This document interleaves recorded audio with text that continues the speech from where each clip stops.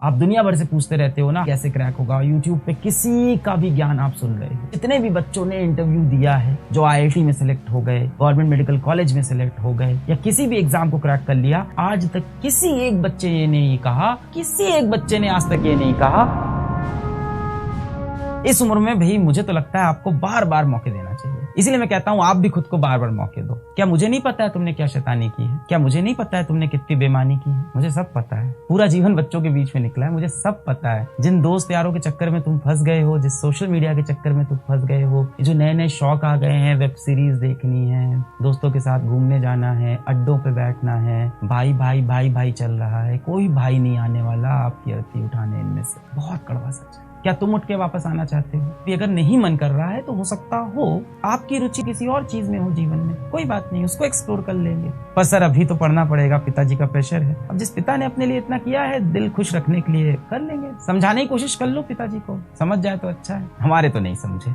मैंने बहुत कोशिश की थी, तो मैं शिक्षक बन गया। मेरे पिताजी ही नहीं समझे थे, तुम्हारे कैसे समझेंगे? मुश्किल है बहुत उनको समझाना। उस जनरेशन में इंसान चला जाता है, समझना बहुत मुश्किल होता है। जनरेशन गैप होता है, कहीं ना कहीं आप ही का भला चाहते हैं, ऐसा नहीं है, तरीके थोड़े गलत हो जाते हैं। कि कोई भी बच्चा हो, कितनी भी बदमाशी करे, कितनी भी शैतानी करे, कितना भी भटक जाए पथ से, कितनी भी गाली गलौज करने लगे, किसी भी तरह की हरकतों में फंस जाए, अड्डेबाजी में चला जाए, इंस्टाग्राम के चक्कर में फंस जाए, हमें लगता है कि वो दिल से तो सच्चा है, उसका इंटेंट तो अच्छा है, करना वो असल में अच्छा चाहता है। कहीं ना कहीं जीवन ने उसका साथ नहीं दिया, कहीं ना कहीं समाज के इन शैतानों ने उसको भटका दिया। तो मेरा ये कर्तव्य है, मैं उसको एक और मौका दूं, एक और मौका दूं, एक और मौका दूं, एक और मौका दूं, एक और मौका दूं और देता रहूं। एक ना एक दिन उसको भी रियलाइज हो जाएगा कि असली दुनिया कहीं और। जितनी भी सुविधाएं मिले बेटा, उसका इस्तेमाल करो अच्छे से।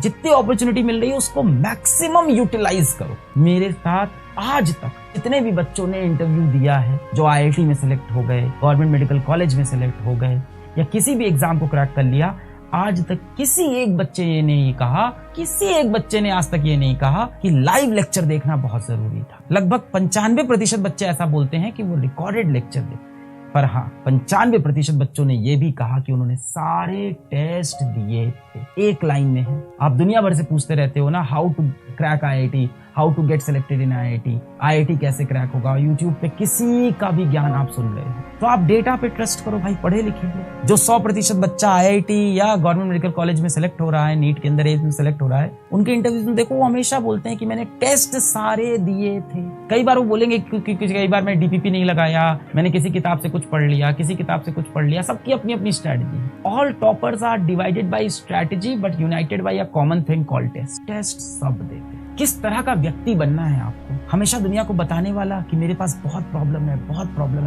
है आपके पास, मैं मान रहा, जीवन है ही कठोर। या दूसरा व्यक्ति बनना है कि अपनी इस प्रॉब्लम को मैं इस तरह से सॉल्व करूंगा, अपनी इस प्रॉब्लम को मैं इस तरह से सॉल्व करूंगा। सोल्यूशन हर चीज का है, बात आती है अब आपकी ईमानदारी की वजह से। अभी तक जितनी गलतियां हुई उन पे मट्टी डालते हैं, गलतियों को सुधारते हैं, वापस आते हैं, इन सारी चीजों का इस्तेमाल करते हैं और वापस अपने लक्ष्य की तरफ देखते हैं। पर मैं आज जाने से पहले फिर बोलूंगा, उसको एक और मौका दूं, एक और मौका दूं, एक और मौका दूं, एक और मौका दूं, एक और मौका दूं और देता रहूं।